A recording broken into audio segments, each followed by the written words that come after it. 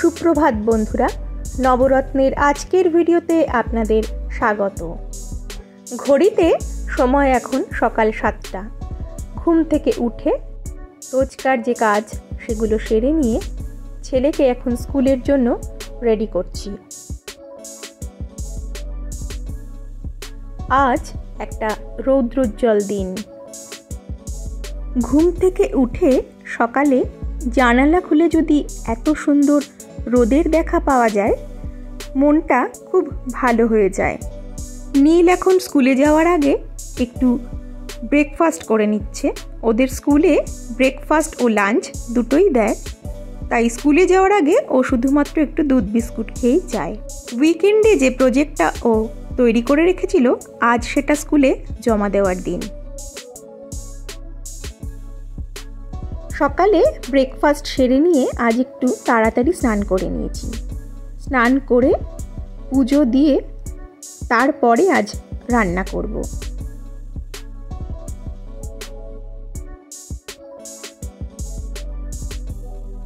তবে রান্না করবার আগে কিছু পেন্ডিং কাজ আমার বহুদিন ধরে পড়ে রয়েছে, সেগুলোকে আগে সেরে নেব।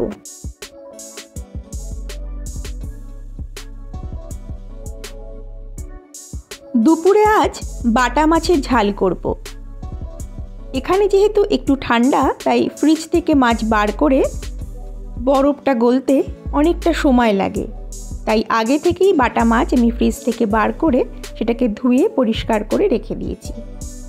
তারপর সেই মাছগুলোতে নুন আর হলুদ মাখিয়ে মিনিট 10 মতো রেখে দেব।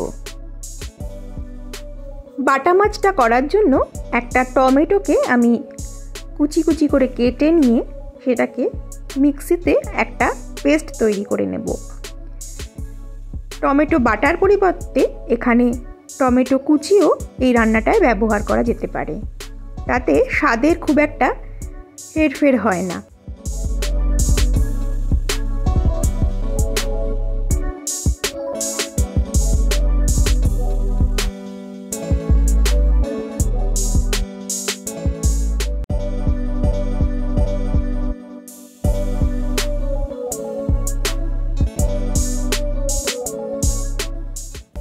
আর অন্য আরেকটা বাটা মশলা এই রান্নাটার জন্য আমি তৈরি করে নেব। একটা মিক্সিং জারে 2 চামচ কালো সর্ষে, 1.5 চামচ পোস্ত আর 1.5 চামচ সাদা জিরে, তার সঙ্গে 2টো কাঁচা লঙ্কা আর একটু নুন দিয়ে সামান্য জল দিয়ে একটা পেস্ট তৈরি করে নেব।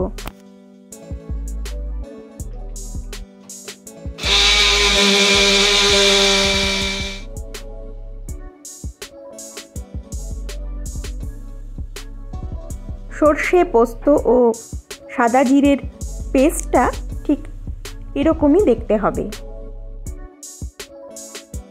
তারপর একটা ফ্রাইং প্যানে আমি সাদা তেল গরম করে তাতে মাছগুলোকে ভাজতে দিয়েছি।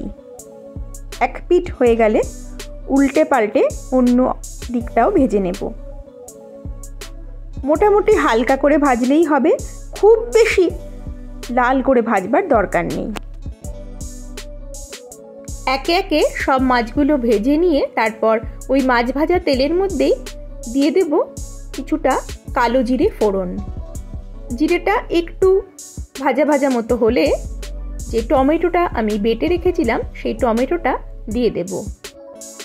তারপর টমেটোটা একটু সময় নিয়ে ভালো করে নাড়াচাড়া করে একটু ভেজে নিতে হবে। এর মধ্যে দিয়ে দেব হলুদ গুঁড়ো আর পরিমাণ মতো নুন। তারপর সব কিছুকে খুব ভালো করে মিশিয়ে নিয়ে সময় নিয়ে ভালো করে একটু কষিয়ে নেব।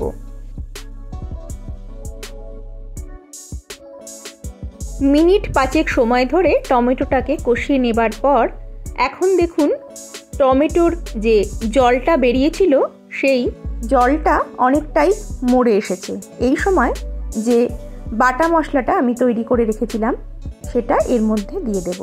তারপর টমেটোর সঙ্গে মশলাটাকে খুব ভালো করে মিশিয়ে নিয়ে এবার ফ্লেমটাকে একেবারে লো করে দিয়ে মশলাটাকে কষিয়ে নেব। ফ্লেমটা কিন্তু এই সময় একেবারে লোই রাখতে হবে, নইলে তলায় লেগে যাওয়ার সম্ভাবনা থাকে। তারপর কিছুক্ষণ পরে মশলাটা ভালো করে কষে এলে এর মধ্যে জল দিয়ে দেব। আপনারা যতটা ঝোল রাখতে চান সেই পরিমাণ জলই ব্যবহার করবেন। তবে এই মাছটা খুব বেশি ঝোল হলে ভালো লাগে না, একটু গা মাখা হলেই ভালো লাগে। তারপর ঝোলটাকে ফুটিয়ে নিয়ে আমি মাছগুলোকে ঝোলের মধ্যে দিয়ে আরও একটু ফুটিয়ে নেব। সব শেষে দুটো চেরা কাঁচা লঙ্কা আর একটু সর্ষের তেল ছড়িয়ে দিয়ে গ্যাসের ফ্লেমটা বন্ধ করে দিলেই তৈরি হয়ে যাবে বাটা মাছের ঝাল। এই রেসিপিটা আপনারা অন্তত একবার ট্রাই করুন, করে কেমন লাগলো আমাকে সেটা অবশ্যই জানাবেন। আমার আজকের ভিডিওটা যদি আপনাদের ভালো লেগে থাকে প্লিজ লাইক, কমেন্ট ও শেয়ার করবেন। আর এখনও যারা চ্যানেলটাকে সাবস্ক্রাইব করেননি তারা প্লিজ সাবস্ক্রাইব করে নেবেন। আপনারা সকলে ভালো থাকবেন। নমস্কার।